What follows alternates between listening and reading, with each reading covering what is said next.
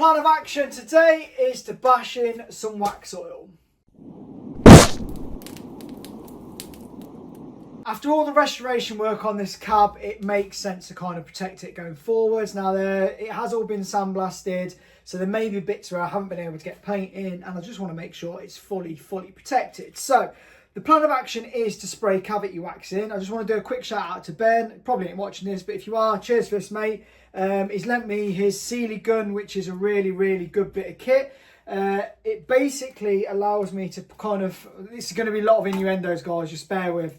Basically, this allows you to poke this down a load of holes and then squirt the wax all over the place as you pull it out. So this nib on the end will squirt wax forwards and obviously in all different directions. So basically, it's like a mist all over. So as you're squirting and pulling back very slowly, it should in theory be coating all of the panel work, metal work, walls, whatever you want to call it. That will allow me to kind of do a good coating on all the kind of hard to get bits. There's bits around the top, there's bits around the back, there's bits in the bottom, just everywhere. I just want to absolutely just drench the whole lot in wax. The doors are also going to get done. So the doors are off camera, I put a piece of soundproofing in, pointless in me recording that. But off camera, we've done that. They're prepped now, ready to absolutely go mental with this. So the plan of action is this product here. So the reason I've gone for this, I've got anchor wax as well, but I've read that this one is slightly better for what I'm using because it dries fairly solid. And also I didn't realise until just about to do this video that I've ordered it in black. So that'll be a beneficial if it goes everywhere, I hope. But yeah, from reading the label, silicone free, and it won't run on the inside of panels, which is what we want. So I need to go and heat this up in the sink with warm water to make it sprayable, but additionally I can add 20% of thinners, and the way you thin it is with white spirit. So that should allow it to get in between all those really tight panel gaps, and you know, like the bits that are kind of pressed steel together, it's got a thin gap. Well, I hope so anyway. I have read the data sheet bit on the back. There's a massive warning saying it's going to cause drowsiness and dizziness. Does sound like a good day, to be fair. But yeah, I may just put the mask on. So let's go and get this heated up. Let's get it mixed. Let's get it on.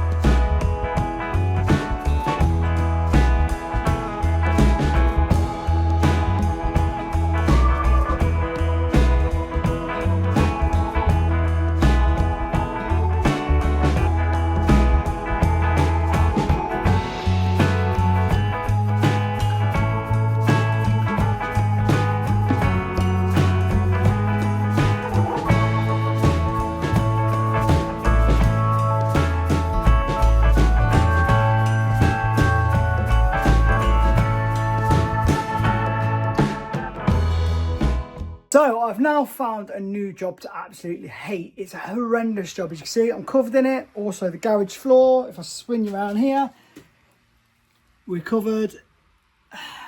It's everywhere. And the problem is it's oily. So it's not great. Although it says it's silicone free, obviously I don't really want oil all over kind of airlines and stuff, but it is what it is. I said airlines, not hairlines, so I haven't got a hairline. But yeah, as we're pretty much done. We've got wax all everywhere I could got it. Obviously, there's some bits under the cab I'm going to do at a later date.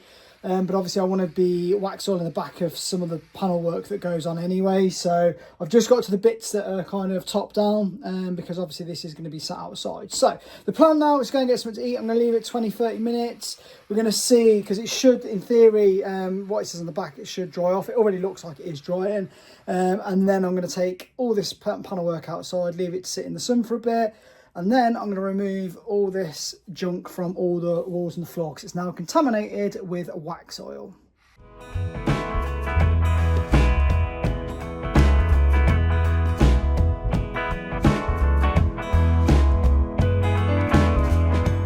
Well, I left it overnight because by the time I got everything tidied in the garage, got it all in, it was just getting on a bit. So, checked it all this morning and really happy with it. It has turned to a solid wax, which is really good. Obviously, everything's coated, so happy with that. Now, the plan is to leave this now. I'm going to Florida in 2 days' time to pick up all the parts for it. So, like this, hopefully I'll be back in the UK with a shed ton of parts.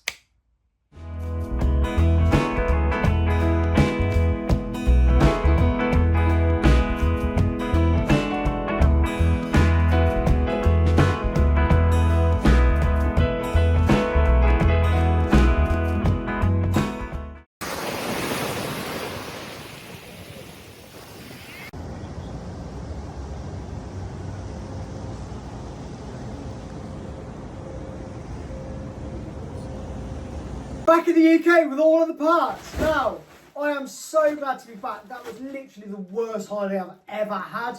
I've been to Florida multiple times. Love the place, would recommend it to everyone. However, on hindsight, I should have done it solo.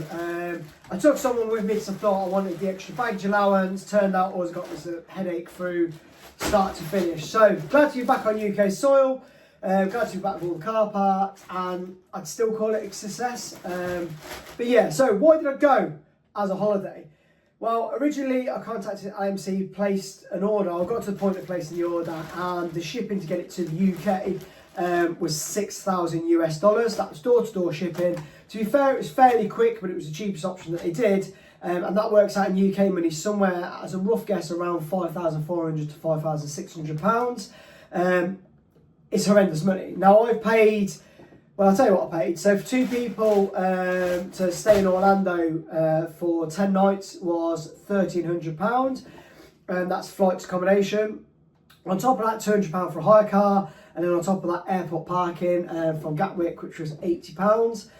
So yeah, all in all, that's that. And then obviously, additionally, if you want to do any of the parks, which we did, we just did a Universal 14-day pass. Which included the new Epic Universe, which was really good, so check that out if you go. Those passes are about £350, which seems a bit steep. You can go to the park every day if you want, and then budgeted for 2 people $70 a day for between them. Worked out really well. We had money left over. So other than the trip being a bit pants, everything else worked out fine.